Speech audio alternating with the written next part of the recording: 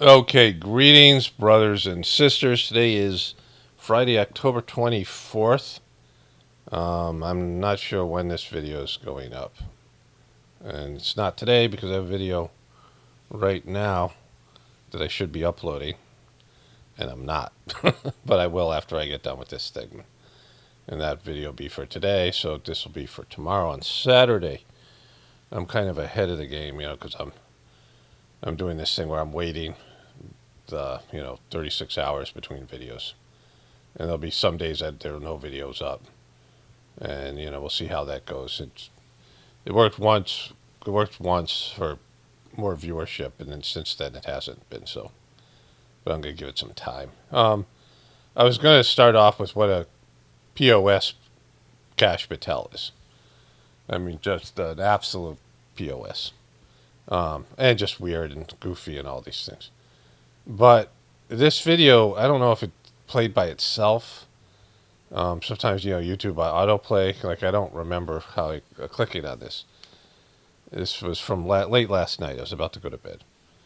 And it's evangelical elites called out for hypocrisy towards Charlie Kirk. But it's not the video and I wasn't even going to cover Charlie Kirk today. Because, there was nothing there. I might have checked his channel if I had more. I didn't have other things to talk about, but I do. But this thing just came up organically.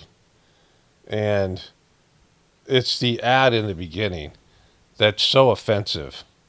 So let me show you that here.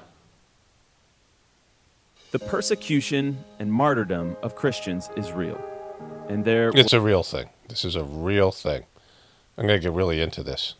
Will always be a cost because our spiritual enemy always opposes faithful witnesses everywhere, even here in our nation. That's why I want you to... So, who is your spiritual enemy? You mean Satan? Just, you afraid to say his name? Like, you think he's going to come get you if you say his name? You think he'll call him to you? Why didn't you say his name? Your spiritual enemy. You're going to hear stuff that you haven't ever heard about martyrs unless you've listened to me. Or martyrdom and the Christianity and this thing. I've talked about this a little bit, and I'm going to say some new things, too. It's a thing that's come up, and, was there for me, because I remember my mom. My mom was kind of a martyr. So, this, and I'm not a fan of it. And it's not spiritual at all. It's, here, let's. That's why I want you to request a free copy of When Faith is Forbidden from The Voice of the Martyrs. The Voice of the Martyrs. The Voice of the... When Faith is Forbidden by The Voice of the Martyrs. It's free. It's 100% free with no strings attached. I'm sure there's no strings attached to this.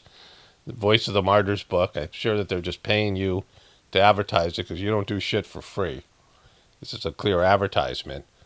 That WWVOM, right up here, WWVOM, you probably can't see it because I make it... I'll make it smaller than normal so you can see I guess you can probably see it. www.vom organization/faith.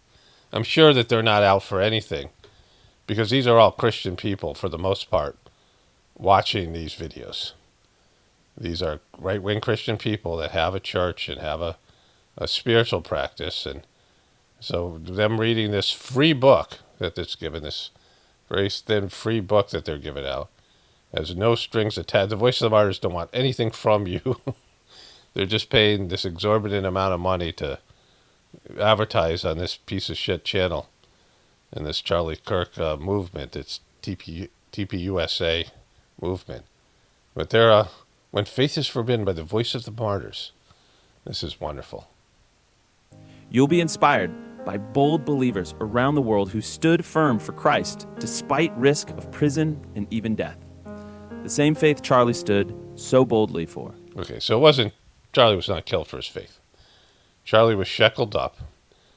How many people you think, what percentage of the Charlie Kirk people believe that this kid killed him, right?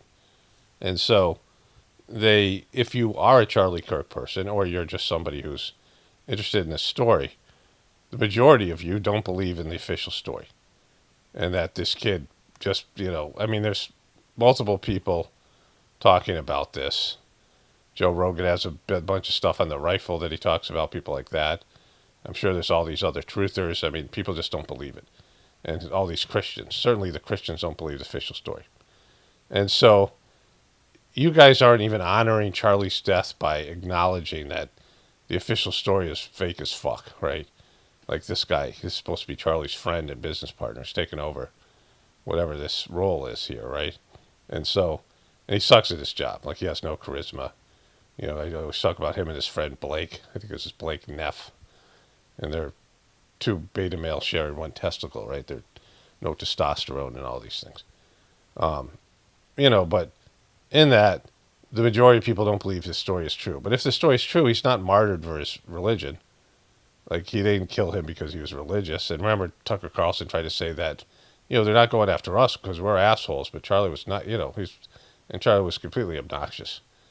But the most likely suspect, if it isn't this guy, is Israel, that Charlie was shackled up, took hundreds of millions of dollars from, was getting pressure from, because his supporters no longer wanted to believe in this. And we just saw Tucker Carlson at a TPSU event where some kid got up and asked him about his CIA father. I covered this yesterday in my video. Asked him about the video that's coming up today, that asked him about his CIA father, right? And then said, you know, all this stuff about Israel. And Tucker Carlson didn't want to get into it like he usually does because he was at your event and you guys are still trying to get shackled. You guys are still trying to take money from the most likely suspect that got him. So he's not a martyr. He's a guy who took money from the Pharisees. He's a Judas. And whatever happened to him, for whatever the story is, if he's really dead, whatever, if he ever really existed, he was a real person, just an actor, whatever it is, right? Whatever this thing is. He's not a fucking martyr. And if he was, that's not great to be. And so, like, here's the thing about martyrdom. You know, I've talked about this before.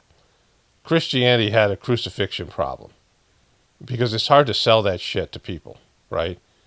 Like in every real spiritual organization, the guy or the person, the saint, the higher developed soul that's there, you know, sometimes it's a woman. It's different if it's a woman, but it's the same sort of principle. They're there to inspire you to do what they did.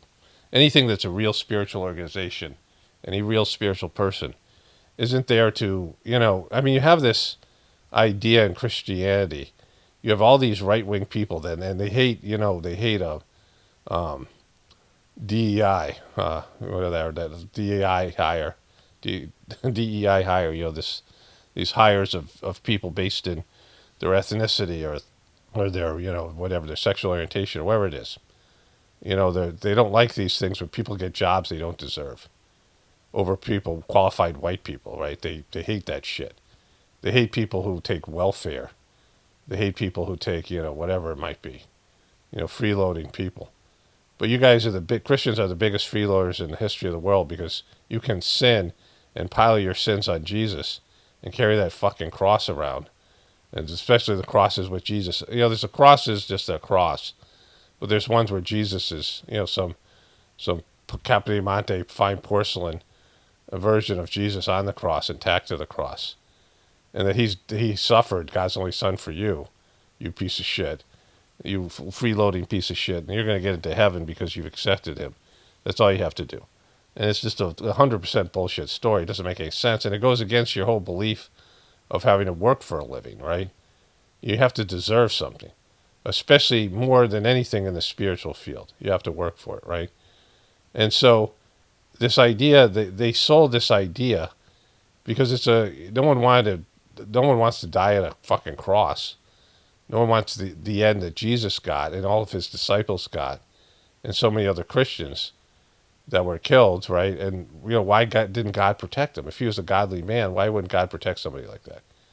And they didn't have an answer, right? So they made up some bullshit story about, well, he died for your sins, you piece of shit, you know, so have some respect. And that anybody else who doesn't accept Jesus is going to hell.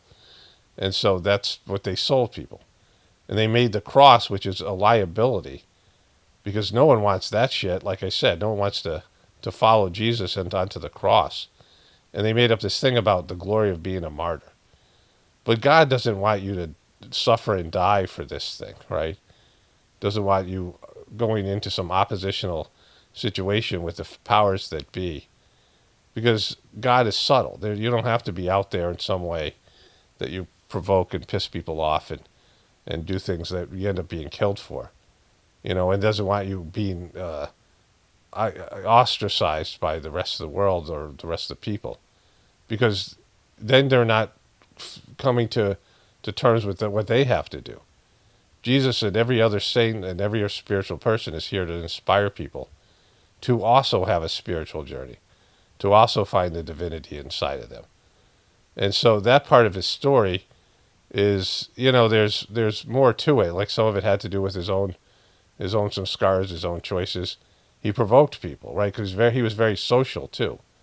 He was more of a social reformer than he was a spiritual person. Like it's really hard to be both, and he leaned more towards the social. Like Jesus' teachings are just not that great, right? This idea that the Bible is the all-encompassing Word of God is just silly. It's not even that great a book. There's lots of things that people don't know and haven't experienced about God. At least the majority of people. There's like a handful of people that have made it to the highest level of spiritual attainment. There's a handful of people that have made it and have experienced everything that there is to experience, at least in terms on this level of divinity. But the majority of people haven't even stepped onto the spiritual path yet, haven't even stuck their toe in the water. And Christianity is, there's no spirituality in it. There are some saints that go beyond the book. There are some saints in Christianity that go beyond the teachings, but it's limited because their conception of God and their practice. And when they do that, then they get martyred. How many Christian saints have been martyred by the Catholic Church or Christian churches or a king or somebody like that because, they get into the whole social reform aspect. But that being a martyr isn't a good thing. It's full of victim consciousness, and it means that you're doing things that God doesn't want you to do and you don't need to do. And it's filled with guilt and just heaviness and grossness and all these things. You're supposed to live a full life of being a devoted spiritual person, and inspire other people and lift them up. And Jesus didn't get that opportunity because of some of his choices and how much people fucking are brutal and the power system that's there, right? And so within that system, you have to be able to manage the system. You have to be able to, deal with the power system that's here. It's often oppressive because people suck, and we see what people do with power, and still inspire people to be spiritual. Be able to get along with the dark souls and the power-hungry people, so that you can inspire other people, maybe even some of them.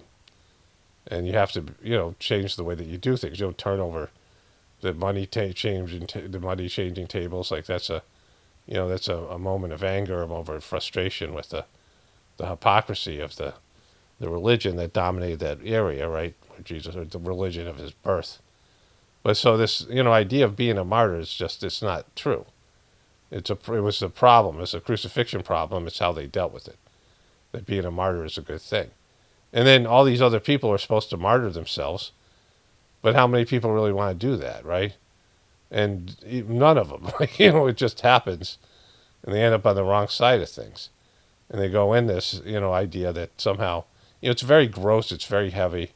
And if you've been indoctrinated with Christianity, you miss out on the bigger picture that there's actually a spiritual path that's a lot harder. It's harder to stay alive and be a spiritual person. Every saint at some point, every spiritual person is like, yeah, I kind of want to leave. You feel the heaviness of your body. You see the grossness and the perversion all around you. And you're like, holy shit, it's like over fucking whelming. Like most saints should end up going postal because it's like the mail never stops, right? The fucking the degradation never stops. Like you can't, people, that's, Jesus got depressed because he couldn't teach people, he couldn't inspire them to follow a spiritual path because they are so gross, right? Because people just suck so bad, even his disciples. It's depressing, right? It's depressing to be a godly person and talk about godly things and just watch people go the opposite direction. People love the grossness. People love perversion. People aren't even interested in real spiritual talk. People aren't interested in real spiritual knowledge. Like, they're not even curious about it. People don't give a shit about God. They want some deal so they don't have to worry about what happens to them after death. They want some deal when fucking shit goes south and they find out their wife's got cancer or their kids, whatever, gay, or whatever it is, right? And they want something so they can pray to God and ask God to change something that they don't like. Or when shit goes south on them and they're about to be homeless, they can pray to God and have God fix their, problems. Like, they want that. They want that, and they want the death thing. But they don't want a day-to-day relationship with God. They don't want to bring God into their decision-making because they know, like, most of their decisions they wouldn't be able to make if they brought God into it, right? If they brought divinity into their lives. They wouldn't be able to, do what they want to do. And so, this silly thing with the martyrdom, let's just watch the end of it here. Go to vom.org/. You mean vomit? You mean VOM? Like when kids say, oh, vomit, and they short it in a text message. Faith. That's vom.org/faith right now to get your free copy, or use the link in the show notes below. On the front lines with persecuted Christians. Why the persecuted ones? Like, why would you follow the persecuted ones, right? Like, in what world would you fucking do that? Would you follow the people who are persecuted? Why would you think you would follow them? That would be a sign of you. God saying, good, throw away your life. You're given an opportunity here. The persecuted Christians, right? The voice of the martyrs. And this is some scam. They want some of your fucking money. They want your information. Whatever they're getting out of you. This book, they're not giving this away for free because they're advertising. In the Sajmark system, we were never supposed to advertise. We were never supposed to pay to advertise. I don't know what that piece of shit Dodgy's done with Heartfulness, but we were never supposed to do it. Because people are just supposed to come naturally. Through just, circumstances in their lives would bring the Sajmark system to them. The meditation that I do. And that you would find it some way. Like, I found it just in a weird way. My ex-girlfriend went to therapy, and I decided to go too for some reason, which wasn't like me. And I was struggling, stuck in life or whatever. I can't remember what the decision was or where she wanted me to go. Like, we went separately. And the woman was a channeler, and she ended up doing Sajmark briefly.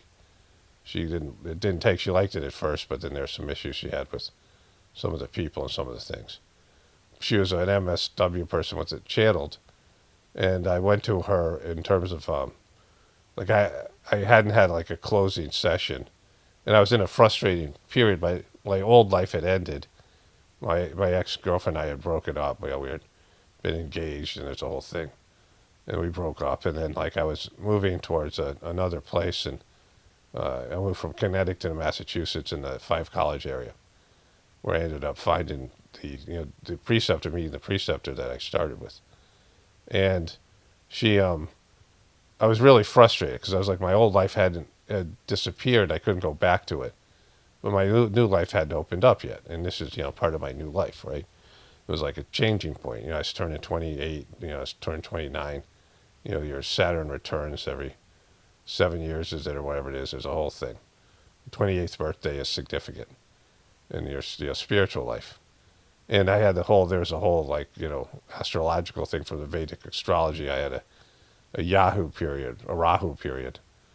That's like a dark period for 18 years, a long Rahu period. And the guy who read my Vedic chart said he hadn't seen a Saturn return as good as mine. But he told me about meditation. I was like, what the fuck you talking about? I tried to meditate. I didn't like it.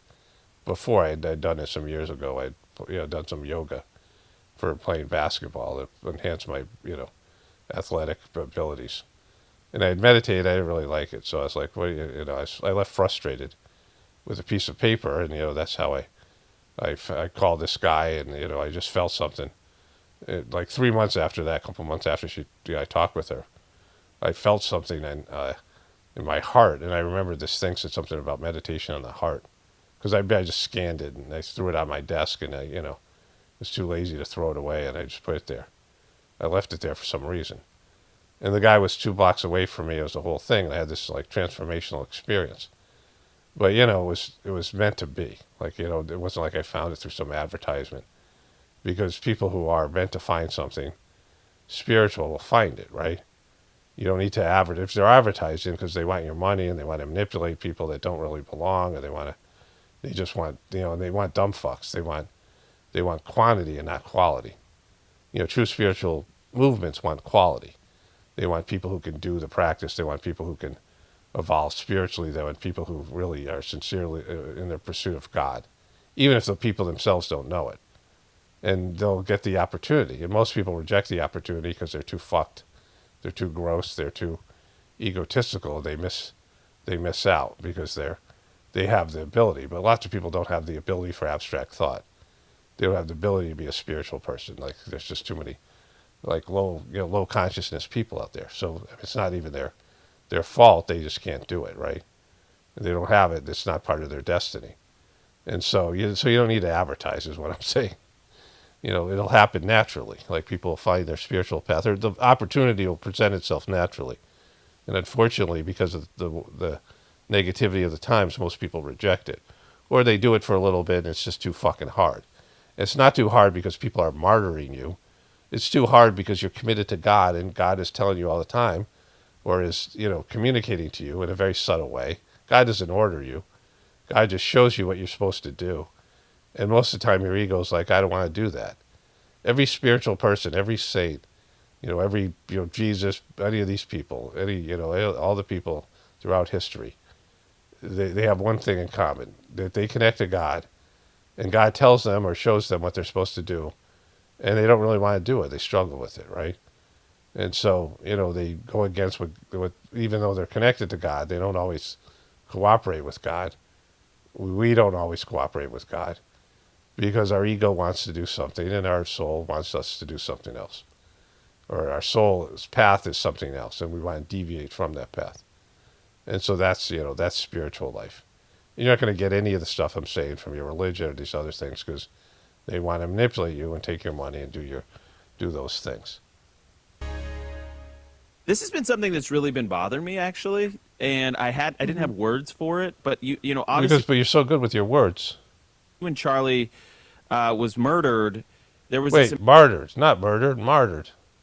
Amazing outpouring of support and love, and rightly so. And so, I'm not here to hold people I'm not trying to be a jerk. I just do it naturally. Want to be like, you weren't 100% on board before, and so now you can't say anything nice. No, that's not what I'm saying. I actually think that's a good thing. I want you to was embrace... Meghan not on board? Get her off the show. Yeah. This is Come on, Meghan. Debate, Meghan. We're about to hold. I was always on board. She's always on board. But you said Meghan's great.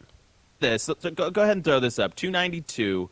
Charlie Kirk to young men. You need to go to a Bible study instead of a bar. And yet our evangelical leadership class kept him at arm's distance because he was an outspoken conservative and Trump supporter.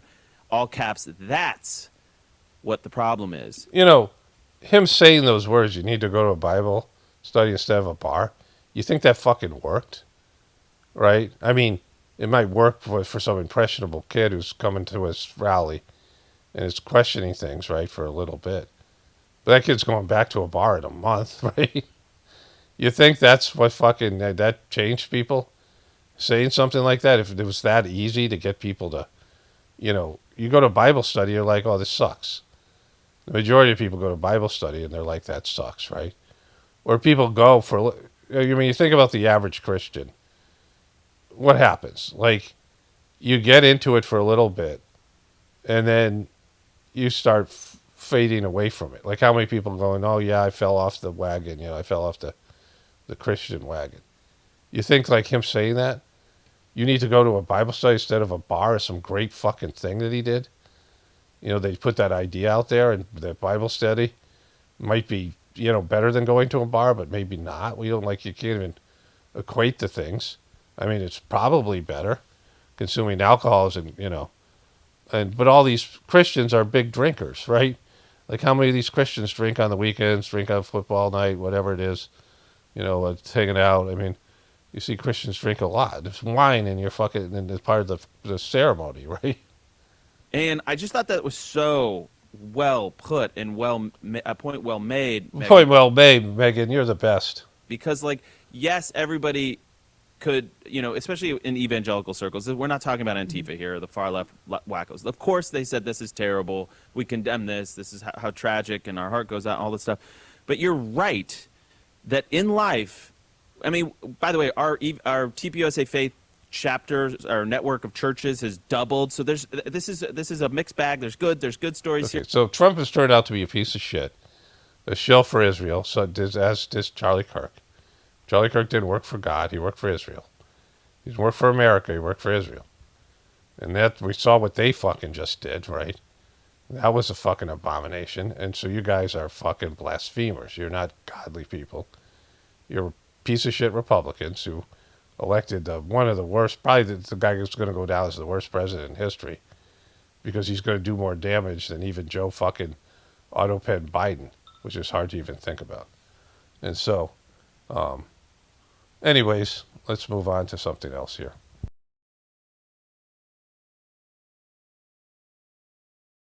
See, the problem that Christians have, and all religions have, people who just accept the religion, one of the great teaching that's talked about in Sajmark system, one of the great sayings, is from this guy, Swami Vivekananda, who said a religion is a great thing to be born into, but a horrible thing to die in. And, this idea that when you're a kid, you learn about the basic, kindergarten stuff that's in a religion. It's for kindergartners. It's for young people, stories and things and whatever it might be.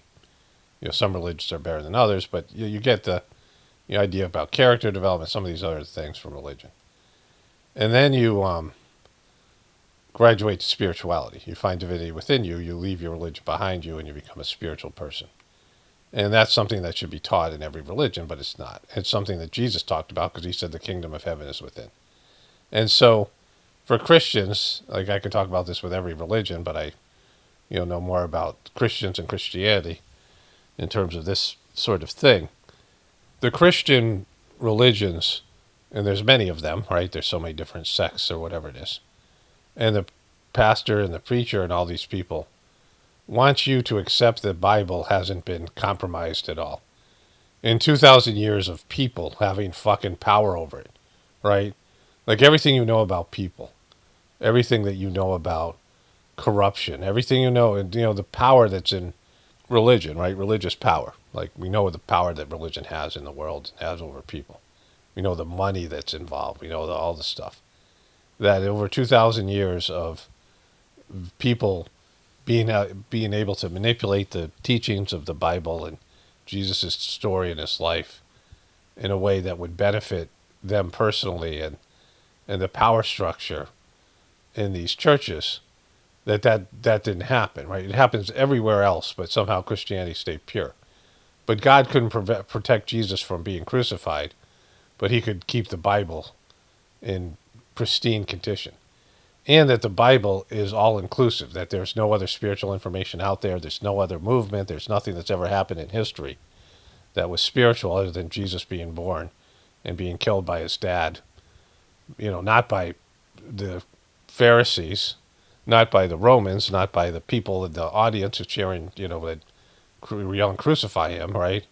Not by his Judas and all these people, betrayers, but by, God himself. God decided, hey, I'm going to torture and kill my son for all these pieces of shit out here, these sinners who can't possibly come to God on their own. And you know what? Everyone who's doesn't accept this bullshit story, fuck them. Right? Fuck you guys. You guys all go to hell. Fuck you guys. Anybody born into some other spiritual practice or religion, fuck those guys. And Christianity, if you see its effect on humanity and the colonization and all the bullshit that Christian things that people have done in the name of Christ, all the wars, all the stuff, you can see it's failed. It's a failed religion. But in that, right, that you would buy into that you would believe as a truther that everything else has been compromised but the Bible and the religion, is just absolutely weak, right? Like that you wouldn't question you see the hypocrisy in the church. You see that these, not just the Catholic Church, but all these churches have pedophile problems, and they've done all kinds of horrible things. And the indoctrination process they did for native peoples and people in Ireland, Scotland, and these other countries, and how they forced their way, using force every possible way, missionaries and having armies and all that shit. It's because it's corrupted. Like, Jesus is a real story, and Jesus' real purpose has been compromised for many, many years.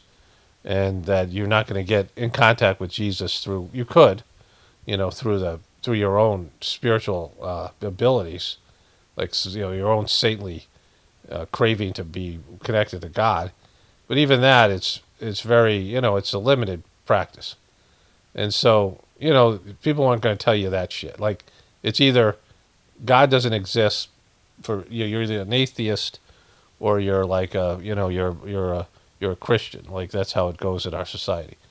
Very few people retain the belief of God, but leave their church behind, right? And so most people can't do that. Like, most people, it's like, oh, God's bullshit then.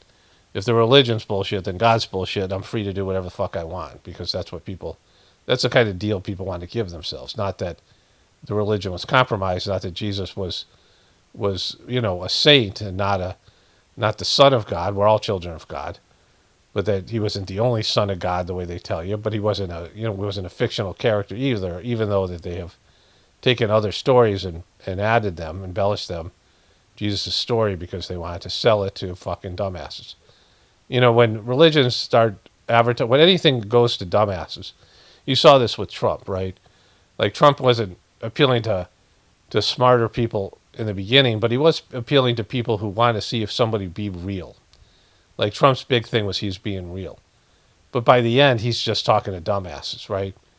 And so, I'm going to go to this Kash Patel thing in a second here, but which is about that, right? But, things start off where they're too highbrow for majority of people. The commitment to spiritual life is too big, and the concepts are too abstract for most people. So the first master of a system has just a handful of people, and then over time you just bring in more and more dumbasses, and the thing gets wrecked. I saw it happen recently with my Saj Mark thing, where there's a handful of people, really higher developed souls, and then more and more people came in, and before you know it, it's filled with dumbasses who need dumbass shit to keep on going. Dumb fucks, right? And I mean, people who just aren't there yet, right? Or just not, they don't have the capacity to be spiritual. And that's the majority of people on planet Earth. So when you want your thing to go global and be bigger, you have to water it down, or people just aren't going to get it. And it's unfortunate that you don't get the pure essence of what Jesus was teaching, or any of these spiritual beings, because everything gets wrecked and degraded by trying to bring in more people, make it more popular. And that's why advertising is the wrong way to go about it, because you're looking for quantity and not quality. That's why I talk about this all the time. I don't care if you stay here, right? This is, there's something to be offered here. Like, it's not for the meek of heart and the dumb fuck. It's not for dumb fuckistan people, dumb fuckville. It's just not. Like, it's, there's plenty of stuff for you. Go find it. Go find your lane, right? But if you want to aspire to a higher level of consciousness, it takes something from you, right? It takes effort that most people don't want to put into it. I've talked about that in terms of being a truther and read the ingredients, how exhausting it is to read the ingredients. It's so much easier just to go to the doctor, or to go stuff your face with fast food and just do what everyone else is doing. But it, thinks about how it fucks your health, right? Go on Ozempic, go on pharmaceutical medications, and get all the side effects, and take the vax, and do all the stuff. It's so much easier. It's so much easier just to not have to try, just, trust the beast. But, we know, right? We know what that leads to in the end, right? Everyone knows. It's disastrous, but it's easier, right? It's simpler. And so it's even more so for spirituality. It's so much easier to trust the religion, believe in the Bible, and say, all right, I got this checked off, and put very little effort into. Show up at church once in a while, and try not to glance at your phone too much, and whatever, and just pay attention a little bit, right? Whatever it is, and then socialize a little bit, and then go home and watch football and pretend that you're all set, right? It's so much easier. Being on a spiritual path is like really difficult, because you have to be engaged. You have to be a part of the process. You'd have to take responsibility for your bullshit. You have to change, which nobody wants to do. Anyways, let's move on to the next thing here. Okay, so this weird motherfucker, I was looking at him with his pals here, his FBI pals. Some of these guys are big tough guy cops, whatever it is, law enforcement people, this big giant guy next to him. And I was looking at him and I was like, these guys can't possibly like this guy, right? He talks about let cops be cops and all this stuff. And so I looked into his past, and he's had a bunch of administrative positions, all based in his being a lawyer. And you know how people feel about lawyers, right? But he started off as a defense attorney in Miami, in a corrupt place that is right next to where Jeffrey Epstein was doing his thing, and he was defending people. He was defending criminals, murderers, and drug dealers and things like that, right? And so somehow it came on, maybe I was watching a sports thing, and it came on him talking about it here, and I'm like, this guy's just such a piece of shit. Let's go to that here. It's coming up here. I think he's going to introduce it. Patel. Yeah. Good morning. Today we are here in New York to announce a historic arrest across a wide-sweeping criminal This is not a historic arrest at all. And we'll get into that in a moment. enterprise that envelops both the NBA and La Casa Nostra. The men and women up here standing with me represent a small portion of the leadership team that brought profound justice in an era that needed it more than any. Okay, so before we get going here, let's define some parameters of what this thing is really about. So, by involving the NBA two games into the season, so they just had the season openers, and there's epic NBA basketball games. I think there's been 6 or 7 overtime games, national TV games. The guy Victor Wembanyama showed that he's like probably the best player in the world. All of a sudden, had a monster game, and just multiple things, right? And by involving the NBA, you bring in ESPN and all these sports networks and the gambling industry, which is huge. And so it has a lot of attention. So by bringing in an NBA coach, a current NBA coach, and a current NBA player, and implying that there's more of this to come, it became the number one sports story, which gets a lot more coverage than national media, but it also was covered by national media. So you're making this thing even sexy. You're making this thing sexy, other than being some story about gambling that no one gives a shit. You take away the NBA players, there's no need for a press conference, and no one gives a shit. No one pays attention. It's like with Trump, if they don't pour ketchup on his ear, it wasn't that big a story anyway, right? I mean, think about how little of a story it was that Trump was nicked by a bullet. Like a president gets nicked in the ear by a bullet, would be a big story. A bullet just missed his head. Like, it's fake as fuck, but it would be a huge story, and it should have been bigger than it is. But they don't keep going with it because it's fake, right? But the blood made it pop as a story. Him getting up and fight, and all those things. And I'm sure you guys get all that, right? So this is a big story. And there's a couple of other big stories that would be more important. Jeffrey Epstein story and the Charlie Kirk murder story. Both this guy's involved with. They're blocking the Epstein story, and they got a patsy for the Charlie Kirk story. So, for one, it's everybody look at us, because he's going to brag about how great they are doing here. And so, let's talk about the crime here for a moment. So this is a gambling crime. It's a crime that's against gamblers and gambling institutions, which are pieces of shit. Like, gambling institutions are as immoral and unethical as you can get, right? Gambling is like a form of addiction, they're like drug dealers, but they're legalized drug dealers that just take gobs and gobs of money from people because it's a rigged system. And the one thing that you can unrig, which is counting cards. I had a friend who counted cards. He went to Vegas, and he came back and bought a sports car. Somebody I weighed tables with, but he was like 6'5". He played basketball with him a couple of times. And he came back, and he was smart enough. He dropped out fucking mathematical, he was a smart guy. that was able to count cards. But, they have to do it in a very secretive way. Because if they catch you counting cards, they beat the shit out of you and send your picture to all the other casinos. Because that's the one way you can rig the system in your favor. And so if you rig the system in your favor, gambling turns into very thug-like, this business that is making tons of money. I lived in Vegas for a while. And the parks and the schools and all the stuff they have there. I mean, it's teeming with, all this money that people just throw away in various capacity. And these sports books, these legalized sports books that take players who pay them, like the Peyton Manning and all these other people, pay them money to, entice you into gambling. And I watch a lot of sort of podcasts, sports podcasts. It's, something that I could just break away from all the bullshit. But they're always pushing, DraftKings and whatever those things. ESPN has their own sports book. And, these things sound legitimate. At the end of every commercial, they say, if you have a gambling problem, call this fucking number.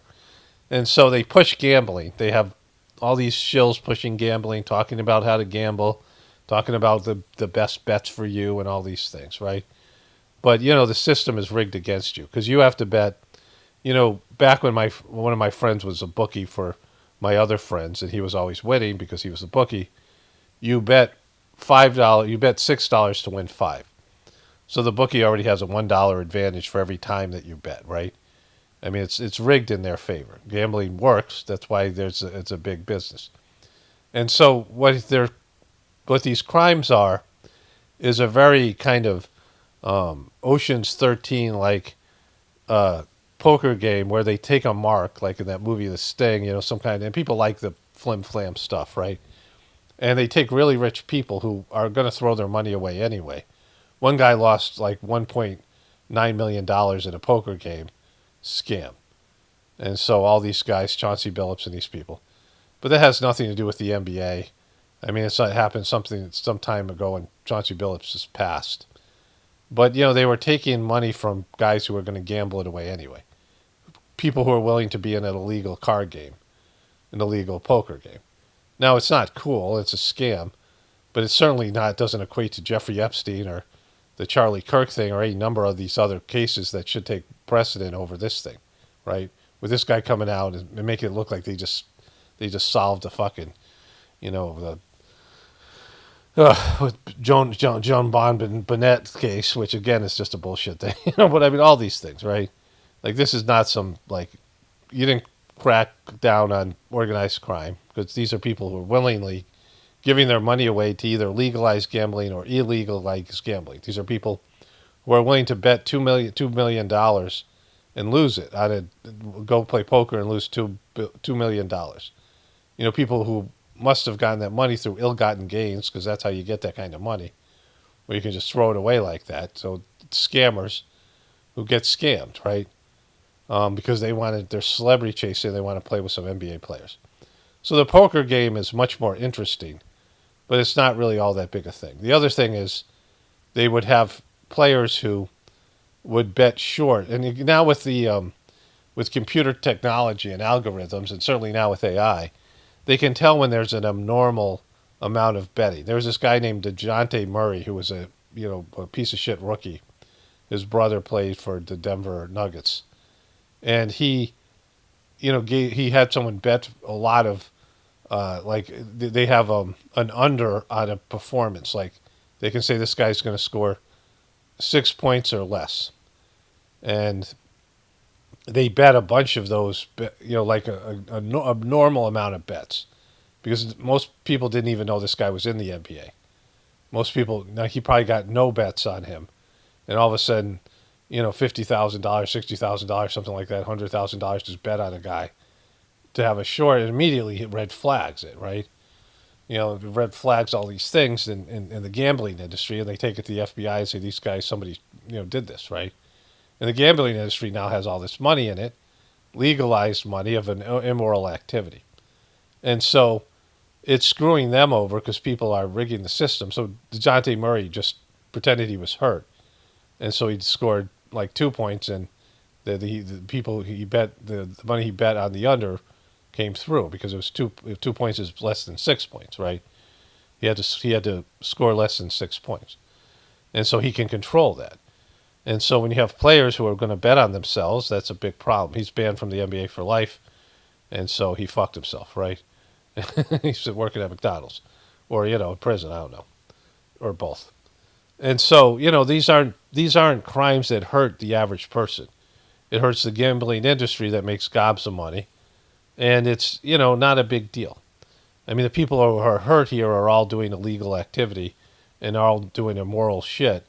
The moral gambling, and they're all pieces of shit. So this is not this doesn't affect you at all. This is your government wasting resources when there's real crime out there. Like there's cyber crime where old people are being defrauded of their money. I mean, there's all kinds of things like that. But, people don't give a shit about that because there's no celebrities involved. And they also need a distraction. And this guy loves to be in front of the cameras. He had a podcast for 4 years where he talked a lot about Jeffrey Epstein and talked a lot about how the file was there and the FBI director's desk, and he became the director. And he immediately said Jeffrey Epstein did commit suicide and there's nothing in the file. So he's a worthless piece of shit, right? Former defense attorney for drug addicts and drug dealers and murderers and shit like that. A free lawyer that the government pays for those people. I'll just highlight some of the details in the case and the FBI work, and then you'll hear from the others. But as you now know, individuals such as Chauncey Billups, Damon Jones, and Terry Rozier were taken into custody today. Former, current NBA players and coaches. Okay, Damian Jones is out of the NBA. He volunteered as a coach when he was leaking information. Chauncey Billups is now basically fired from his job in Portland Trailblazers, and they seemed like they were a promising team, so they fucked that organization, right? They just gave him a new contract, which he's fucked. He's the only kind of big name. Terry Rozier is a bench player that probably the Heat are glad to get rid of because he's not really a contributor and he's got whatever deals left on his contract, right? And so, this is not a big deal in terms of the NBA, but they're fucking the NBA right now by doing this, right? They're doing it at this time of year. They didn't do it 2 weeks before the NBA became, people were watching games. They waited till the first 2 games of the season, and then they dropped this information. And it became the number one story in the sports world, right? What you don't know is that this is an illegal gambling operation and sports rigging operation that spanned the course of years. The FBI led a coordinated takedown across 11 states to arrest over 30 individuals today responsible for this case, which is very much ongoing. So, there's lots of scams out there. We all get email phishing scams. There's all kinds of spying on you in terms of your data. There's all kinds of shit like that. All these cyber crimes that people get away with. And it hurts average people, old people getting their money taken, people getting, identity theft, all that kind of shit. There's all that stuff. There's tons of stuff like that. And then there's real physical crime, murder, rape, these things, all these things that are, a real problem. And they're rolling out the martial law shit for that, which is another crime, right? This is how fucked this whole thing is. But, the crime that he's talking about is no big deal. Not from the sense of the people that get hurt are legal gambling institutions that still are making bank, right? This isn't some, they solved the Brinks robbery. This isn't some big thing. This isn't something to be bragging about, right? It's equivalent to jaywalking in terms of scams. This is the jaywalking. This guy's such a weird piece of shit. He's a fucking lawyer. He's just an unlikable, nerdy fucking lawyer. Not only did we crack into the fraud that these perpetrators committed on the grand stage of the NBA. Not only did it was fucking weird the way he articulates things, but we also entered and executed a system of justice against La Casa Nostra to include the Bonanno, Gambino, Genovese, and Lucchese crime families. And you'll hear more about those details today. The charges and the arrests that were taken down across this country range from wire fraud, money laundering, extortion, robbery, illegal gambling. This FBI will leave no... these guys who were selling drugs and fentanyl and murdering people, and you got them on fucking a rigged poker game. You know, I mean, it's just fucking stupid. I mean, it's grabbing attention, but it's also distracting. Like, you know, he's up there like he's, you know, done something great. Like there's a fucking hero. This unlikable fuck. You know, these other guys don't like him. Like he's just weird and fucking, he's creepy and just the whole his expression, his eyes, is crazy. Room for any perpetrator of crime across this country. You hear a lot about our work of defending the homeland and crushing violent crime. Well, this work is also representative of a colossal portion of the FBI's mandate to keep America safe and to keep our entertainment industry fair and secure. So what do you mean? Your entertainment industry? You mean sports? You want to keep your entertainment? You even said it right there. It's not fair. It's entertainment. It's rigged. Like it's fucking rigged.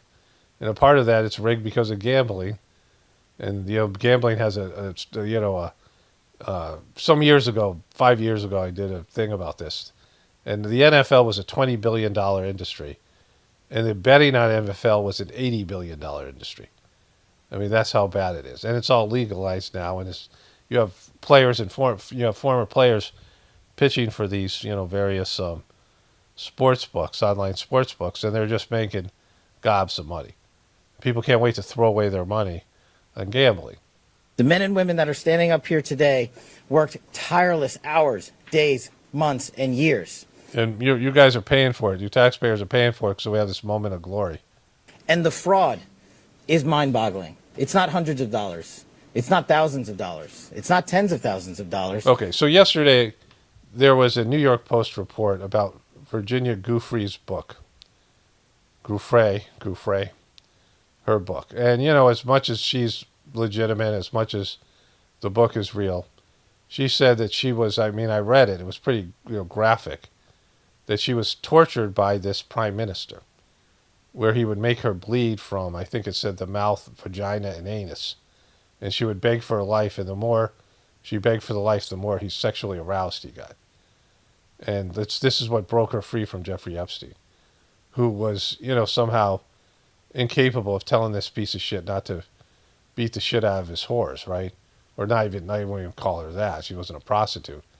I mean, she was dragged into prostitution and manipulated by these people, right? So it wasn't even like choices were made on her part, but she was an underage girl, you know, who was, you know, sexually abused by Jeffrey Epstein and Ghislaine Maxwell, and then sent over to this prime minister. And she didn't want to name the guy because she thought the guy might try to hurt her and her family because he's a sadistic fuck. And it turns out this guy was the former prime minister of Israel, or at least one of her clients. The only prime minister she mentioned was the prime minister of Israel, which again, the whole thing with Jeffrey Epstein and Mossad, I mean, these are big fucking stories, right? Way more powerful story. I mean, this is being released at the same time as this fucking, you know, this thing here. The Jeffrey Epstein thing, it keeps on coming back around, and Trump is completely complicit in it, as is Israel. And that story just won't go away because that's what people care about. Like, this is a fucking nothing burger story compared to that. And then the Charlie Kirk people don't believe in the official bullshit patsy story that they have for his murder. And so those are things that, you know, people care about. Those are things people want you to invest your money in. They want some resolution to those things. No one's laying awake at night hoping that Chauncey Billups gets busted for some scam poker game for some rich fucking millionaire piece of shit that scammed other people to get his money and then gets scammed by these illegal card games, right? No one gives a shit about that. Right? So no one gives a shit about the gambling industry losing some of their margins because of, you know, there's a few people that bet against, you know, some thousands of dollars, not even millions of dollars in bets. And so, you know, just an absolute piece of shit. He just exudes scumbagginess, right? Like he's just a villainous person. It's not even millions of dollars. We're talking about tens of millions of dollars. Tens of millions of dollars. Fraud and theft and robbery across a multi-year investigation. And we could not have done it without our interagency partners that are before us today. The NYPD, HSI, and teams of law enforcement officials from around the country. How much money did you spend on this, right? To recover money they're working for the gambling industry. They're the only people hurt by this, right? And so this guy Damon Jones played with was a volunteer coach for the. He wasn't getting paid by the Lakers. He's trying to build his resume. He's a former teammate of LeBron James, and he went to these bookies, and LeBron James had just he became the highest scoring basketball player. He broke Kareem Abdul-Jabbar's record for most points scored in a career, and it looked like he was going to sit out the next game because he had multiple injuries, and his teammate Anthony Davis was also going to sit out. And Damon Jones relayed this information to his co-conspirators, and they bet heavy on against the Lakers. And both LeBron James and Anthony Davis played, and they played well, and they beat the other team. And in this guy's notes, these guys came after this guy and wanted their money back because the information he gave turned out to be bullshit, right? And so that, this is no big fucking deal. It only hurts the gambling industry that these bets they're rigging the system in their favor. They're taking a legally rigged system against you as a bettor, as a potential gambler, that rigs takes your money from you, and then when people try to rig it on the other side, and rig it against the gambling industry, they run to the FBI, and this piece of shit, they put God knows how many millions of dollars of resources and man hours that could go to stopping real fucking crime, right? And then they come out here and they celebrate like they're fucking great men, they're heroes. This day possible. It takes a team to bring this kind of justice, sweeping justice, into the halls of the United States courtrooms. Sweeping justice. Where our brave United States attorney has led this. Look at this fucking guy, right? I wonder what nationality he is. Look at the fucking prosecution. It takes courageous prosecutors to stand before you and say, we will not allow this kind of illicit activity to happen, not only at the national sporting level, but we will let, foreign prime ministers come over and abuse our young girls at the hands of a Mossad agent and the current president's best buddy. We'll let that go. And then we'll suicide him, and we'll let all that shit go. But we'll make sure we defend the gambling industry. So this guy's an absolute piece of shit. And all the people supporting these people, all the fucking Republicans supporting Trump, I mean, this is the kind of shit that these guys are bringing you. They're not bringing you Epstein. They're not bringing you any of these other things. They're bringing you bullshit gambling fucking, things, and they're taking up everybody's time, and this is a fucking nothing burger story. And, sure, if you want to do this, but there's a long list of crimes that the American people would like you to pursue. And I'm not even talking about Epstein and Charlie Kirk. There's so many things out there that are hurting regular people, and all the scammers and all these people. But they don't do shit about that, right? Old people losing their retirement of scammers and things like that, being taken advantage, internet, all this shit that bothers everybody, right? All the spamming, all the fucking bullshit, all the stuff that's out there, all the phishing stuff, all this bullshit. Like they could go after that stuff, but no, they got this, whatever the fuck this is. Anyways, let's move on to the next thing. Okay, this might be the last thing I show you today. I don't know, one of my viewers sent me this. It's been up on my toolbar for a while. But this is Megan Fox, who always, sporting an Adam's apple always struck me as kind of dudeish. She talked about having man hands or man thumbs or something. But, that is whatever it is. Like, possibility. But here. Very impulsive and aggressive. Very my stepfather he's passed on now. He was very impulsive and aggressive, very verbally, mentally, emotionally abusive. And then my mother, who is still with us, and I don't want to drag my mother, but my mother, I perceived her to be. These kind of colored hairs, right? I mean, it's just, the butterfly stuff, the whatever it is, right? The, all of it, like whatever makes up Megan Fox. More passive and wasn't as protective of me as she should be. And so I think I either will attract a partner who brings the sort of overly masculine, the rage element, and then I become my mother in that relationship. Like, holy shit. Like, look at this girl. I thought this was like a therapy thing. She's talking to Drew Barrymore. drug addict Drew Barrymore, right?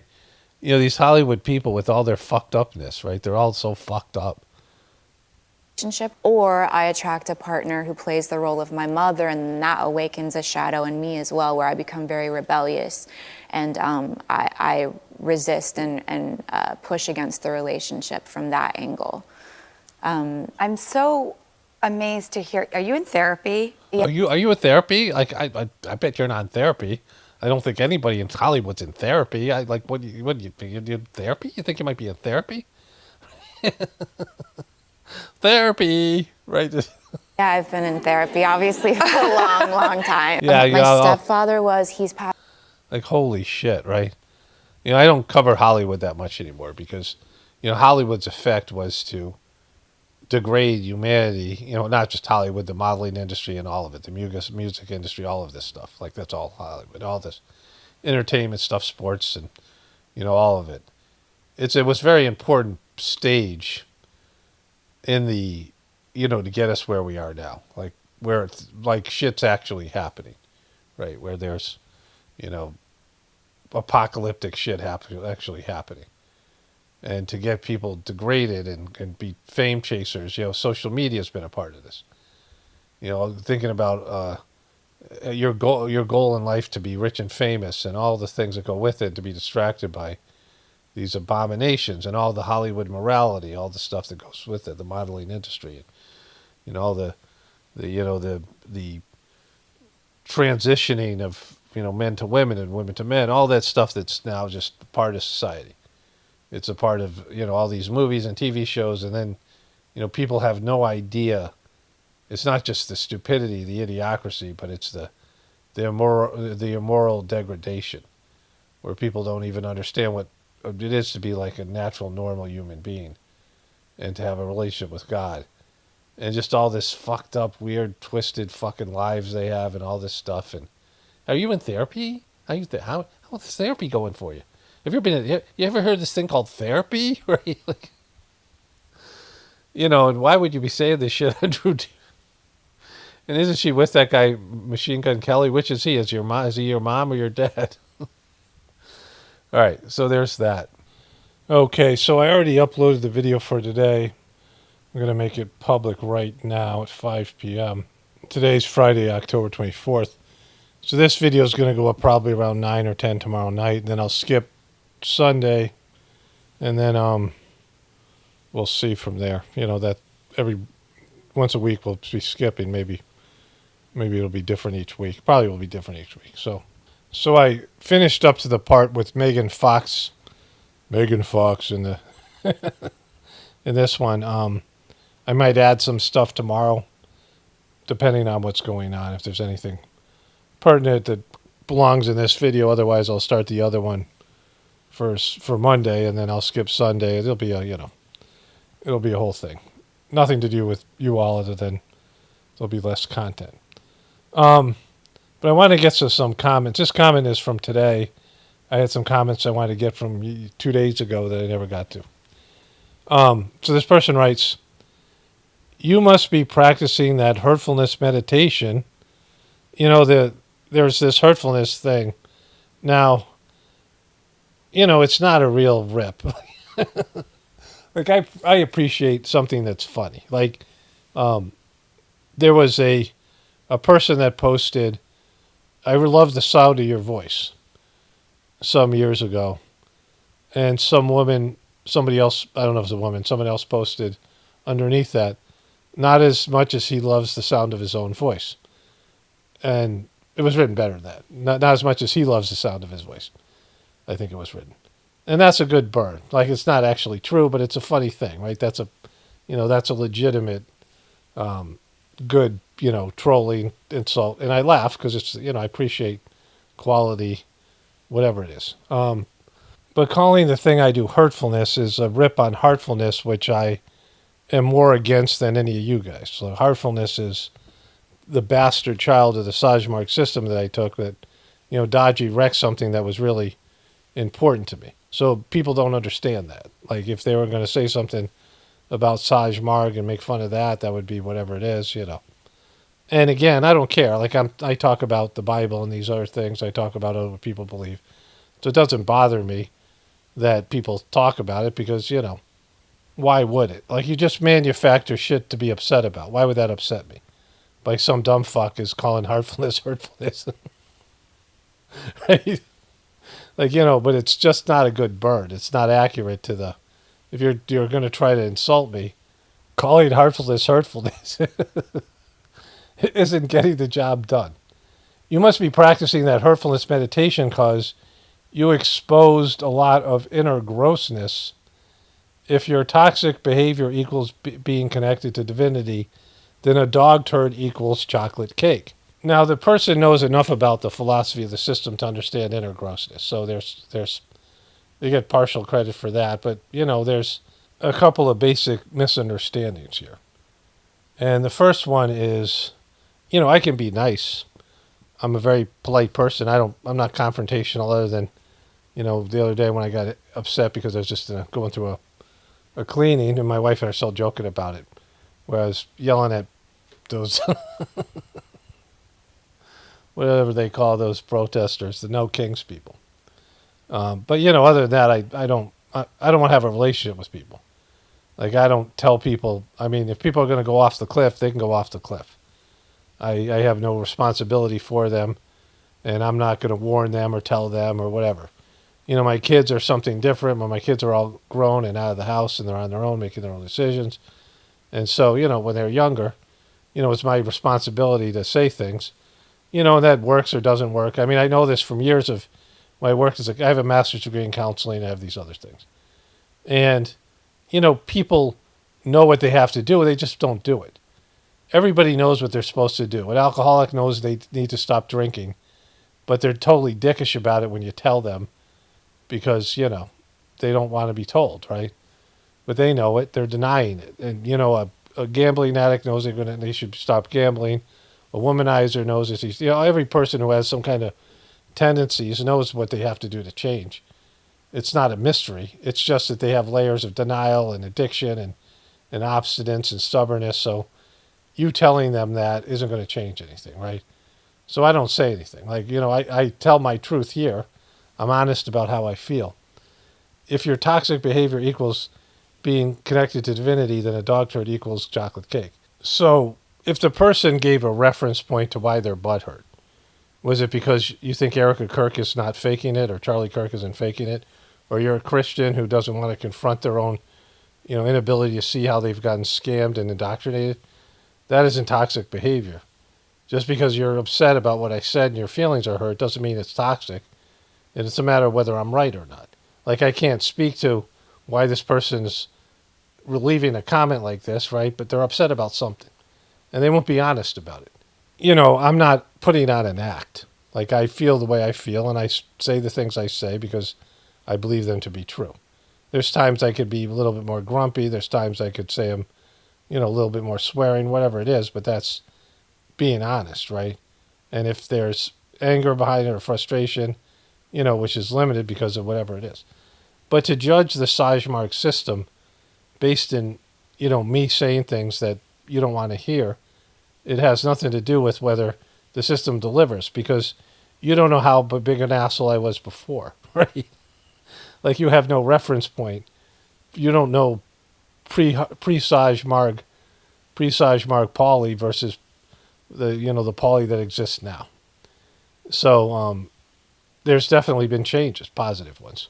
But this person thinks like Sajmark is important to me and my spiritual journey is important to me. So by telling me that, I'm basically full of grossness and equivalent to a dog turd, that somehow I'm going to be offended, right? Like, you're coming from Dumbfuckistan. But even if it was true that what you're saying, I would be like, yeah, that's true.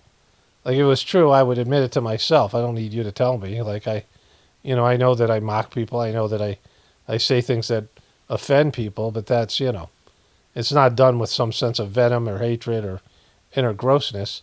It's done because the world's fucked up and people are fucked and they're lying pieces of shit. You want me to act like Erica Kirk? You think that's health? To act and fucking fake shit and pretend shit and hold shit back and lie and deceive people and put on airs and all that shit that people do? No thanks. You should go somewhere else where where your fragile sensibilities won't be so butthurt, right? Like, why are you even here?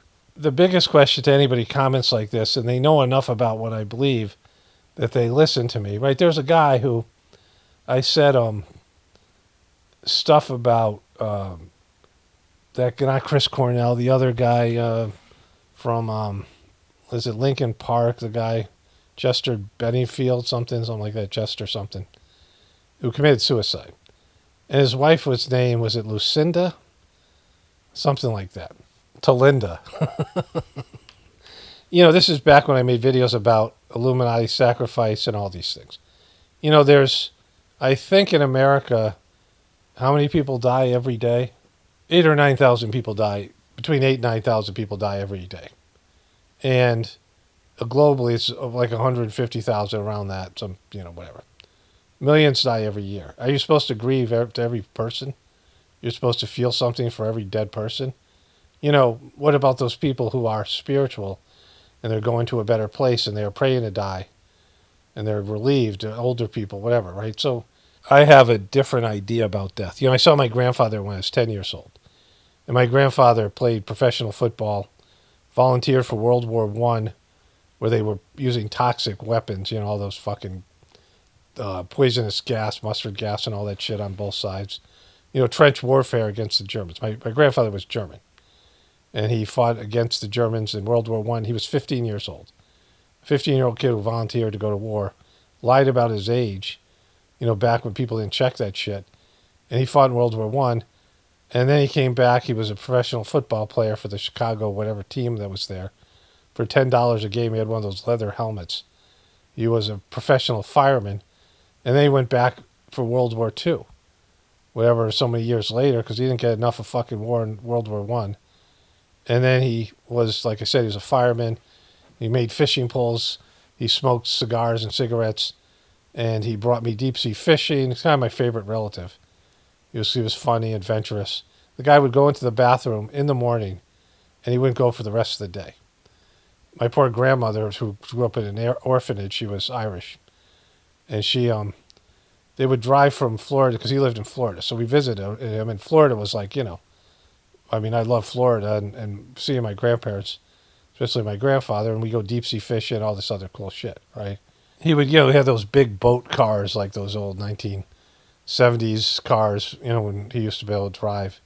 And when they drive up to see us, they get in the car and they would drive straight through. And my grandmother would be, needing to go to the bathroom, and she would just not stop because he didn't have to. Like, he was just one of these, I don't know.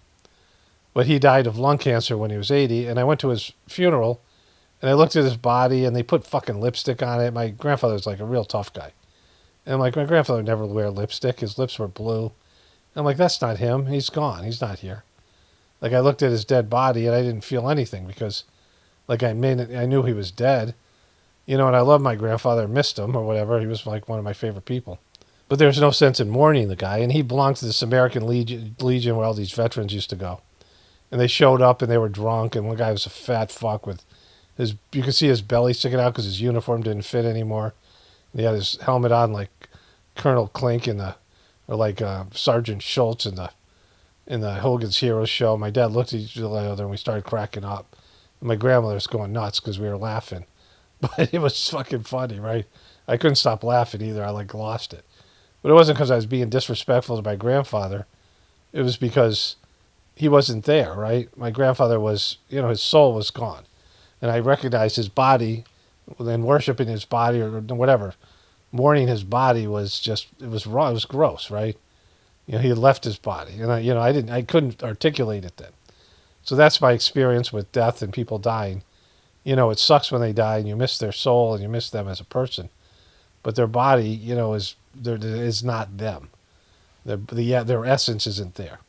And so, I have a different understanding about it.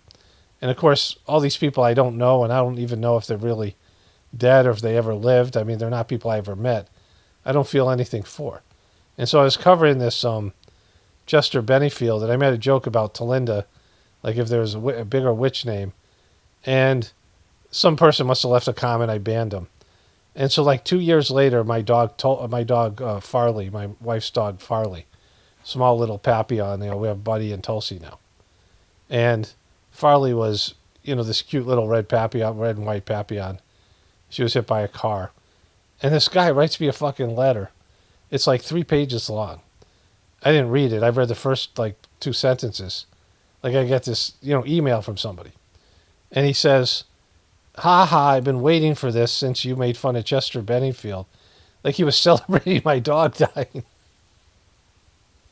Like he had waited around watching my videos, waiting for some tragedy to befall me.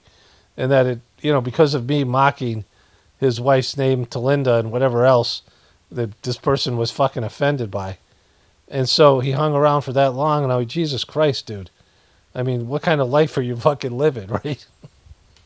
And you got people like that. I don't take any of this stuff seriously. If it's offensive to you, then just get the fuck out of here. You don't have to be here. We're not cool. I'm not begging you to stay. It's your choice. And if you don't like it, why are you here? It just makes no sense to me. If you think my videos are toxic, then why the fuck are you watching them? Because lots of people don't feel that way. They feel that the videos are uplifting in various ways, and they feel spiritual energy in it. So why are you here? If it's toxic, I don't watch toxic shit. And so, if it's akin to whatever the person said, dog turd, why are you watching dog turds, bro? Get some self-respect. Okay, so I thought there were more comments, but there were comments that I had already answered. But I did go through more comments here, and I got some to respond to. Some of them are feed into the original one I said here. So someone wrote, "Happy Diwali, Paul," which I don't celebrate any Indian holidays. We celebrated Pongal, which they feed, back when we had dairy cows, we used to feed the cows. There's a picture of Master Chargy feeding some of the cows. They had ashram cows that they would milk, and there was fresh milk at the ashram. And, I hung out with some of those cows and the people that tended them. But, Pongal is a celebration in southern India, and we used to eat Pongal as I don't make that anymore. I make poha occasionally. I have a couple of Indian food recipes. But Diwali is called the Festival of Lights.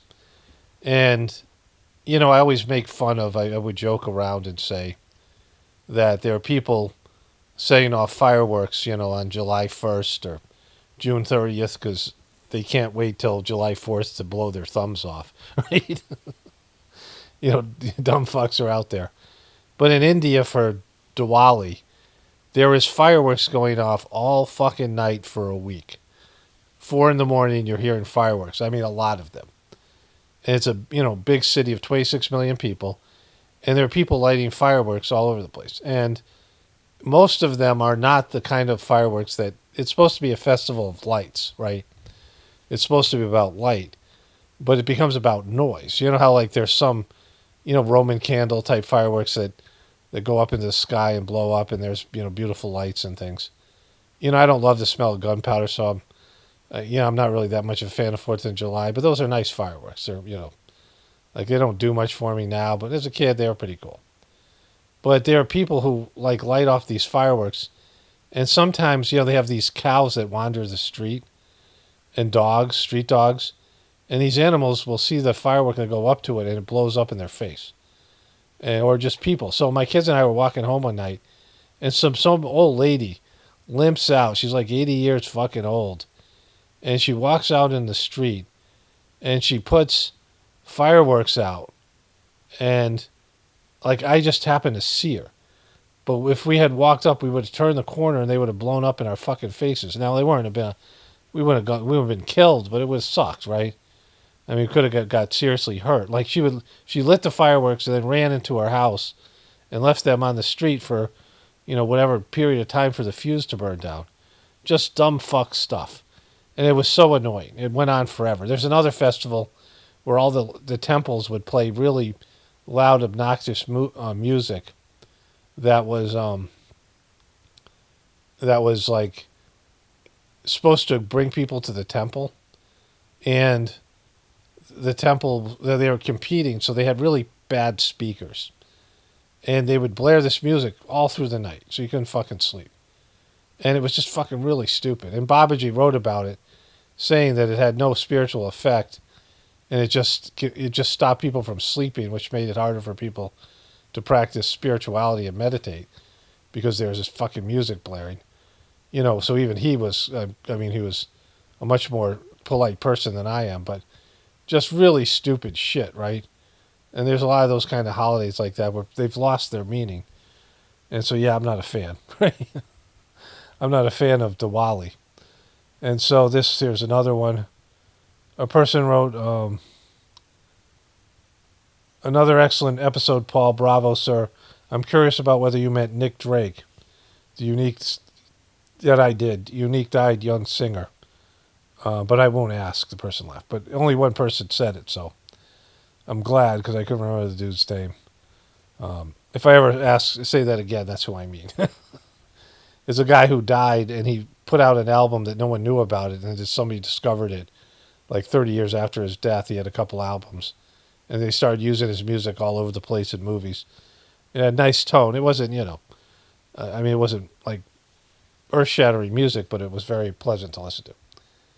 And a person writes, if you are from New England, you use swear words. It's part of our culture. Yeah. Like, people swear all the time. My dad taught me to swear, brought me to Blazing Saddles movies, swear movies. I was swearing when I was 7 years old. I was saying fuck. My dad was a guidance counselor. And they're a lot worse person than me and my family. People in the Northeast are brutal. And, so if you get offended about it, well, it's a cultural thing. And I worked to stop swearing at different times because I knew it was, and there's times that YouTube was demonetizing videos, so I had to do it, and I can do it. But, it's part of what's natural for me to do. The shekels are hilarious. Every time I hear you say it, I fall out of my chair. There are so many comments about shekels and sheckled up and being sheckled. People are saying I should trademark it or copyright it, but, it's something that everyone needs to use. It should be freely distributed. Shekels is just a fun word to say. And it's the proper word for money. Like, it just, it has this, money is okay. Money's a good word for money. But shekels is the right word. Like, soul is a good word for soul. But Atman, where it was discovered ancient Sanskrit, which is the most spiritual language, it's like the first language, is the appropriate word for the soul. The Atman, right?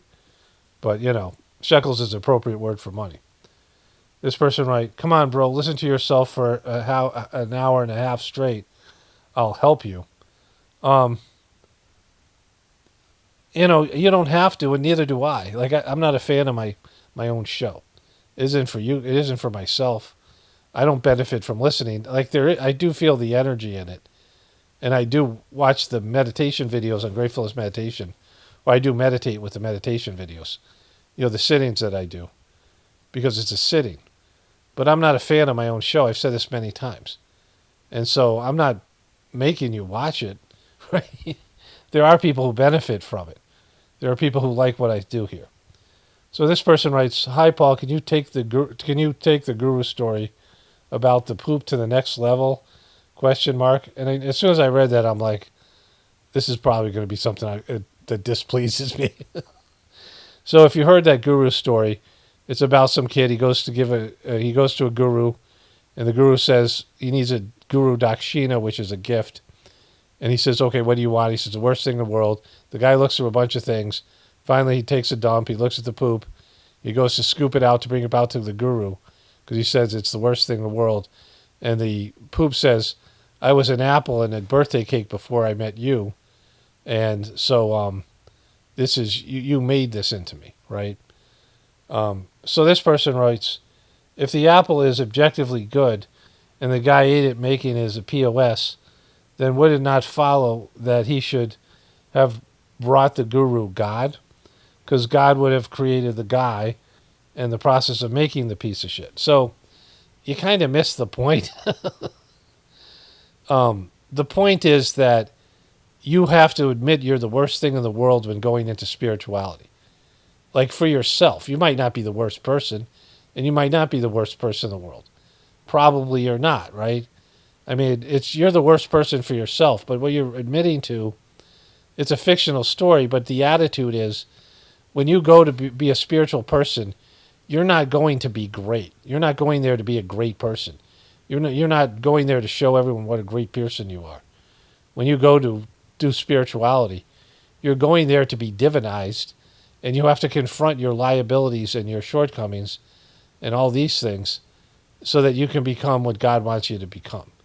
And so taking an attitude of humility, not that you're a hopeless piece of shit or a person that you're not that you're a piece of shit, that you creating. I mean, this is just a crude reference in terms of the poop, but people are making the world a worse place. And the Sajmark system, not just in terms of your physical deeds and actions, but your thoughts and your energy and your selfishness and your hatred. And if you're churning out hate and anger and fear and negativity all the time, then you're making the world a worse place on a psychic, spiritual level. And the Sajmark system helps with that, right? And so that's the point. It isn't that God made this person a piece of shit. God made this person a soul, and then the soul created an ego, and then the ego went off on its own. That has nothing to do with God.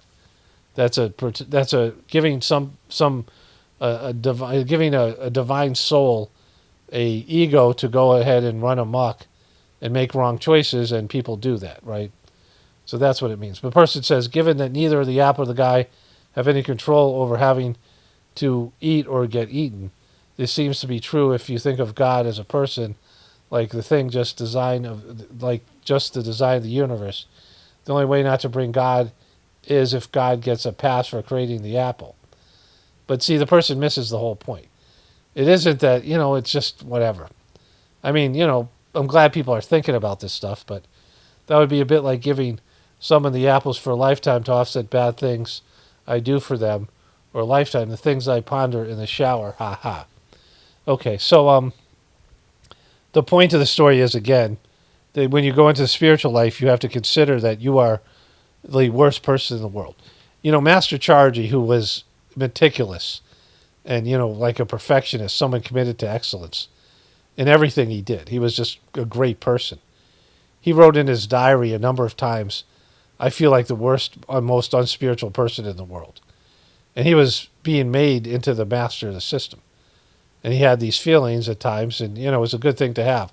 Not that you have doubt in the system or you quit. It's that every once in a while you need to feel like a piece of shit. Not that you're, a sinner without any possibility of redemption. That's bad. But thinking of yourself as something that has to change and begging God to help you become a better person is a part of the Sajmark system. It's in 3 of the maxims. In Maxim 10, before you go to bed, the last maxim, you beg God for forgiveness for the wrongs done. Here, let me read this. At bedtime, feeling the presence of God, repent for the wrongs committed, beg for forgiveness in a supplicant mood, resolving not to allow repetition of the same. I used to have these memorized, but, unfortunately, there's a whole thing behind that. Anyways, that's that. You guys get it. Let me find the other one here.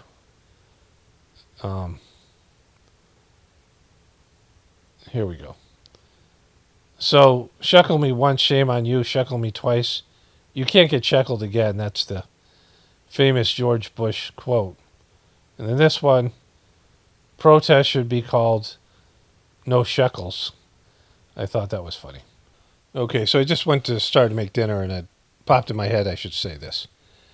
The point of the story, because it's a fictional story, because poop doesn't talk, is the guru wanted the disciple, the prospective disciple, to come in with humility and understanding that he was there to change.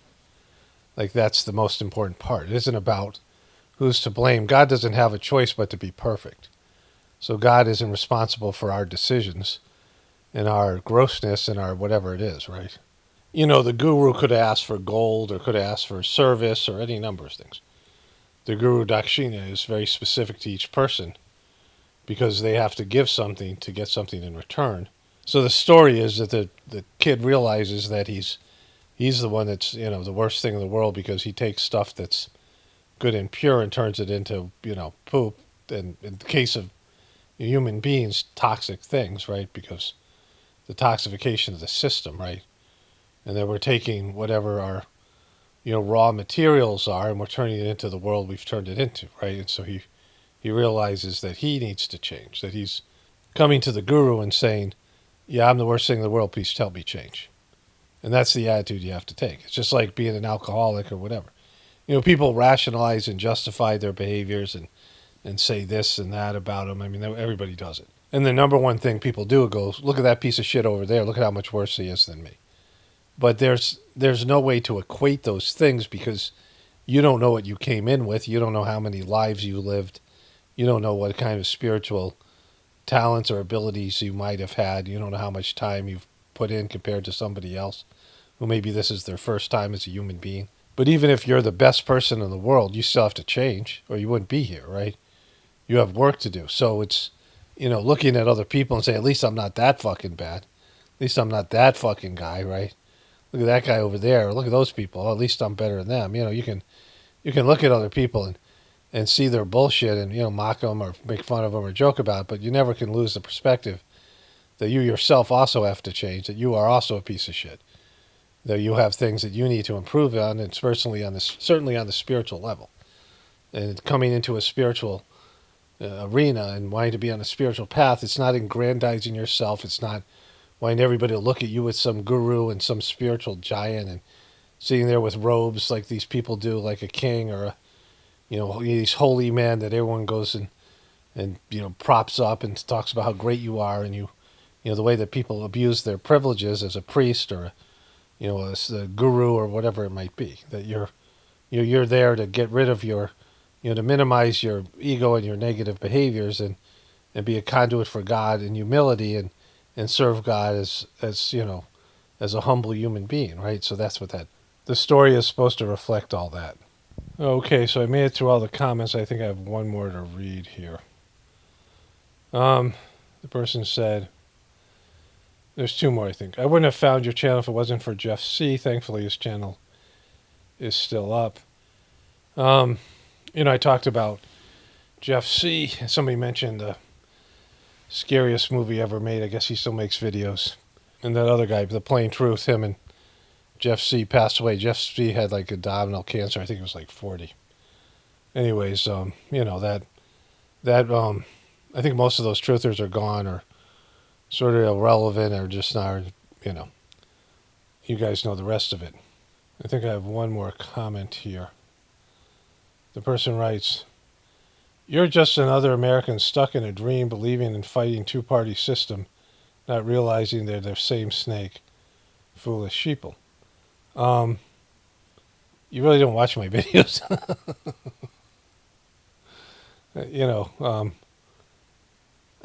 I don't need to comment on that. But anyways, all right, so that's it for this one. Only spirituality will save this world. It's Paul Romano, definitely important for the apocalypse. And the ascension, everyone have a blessed day and be grateful.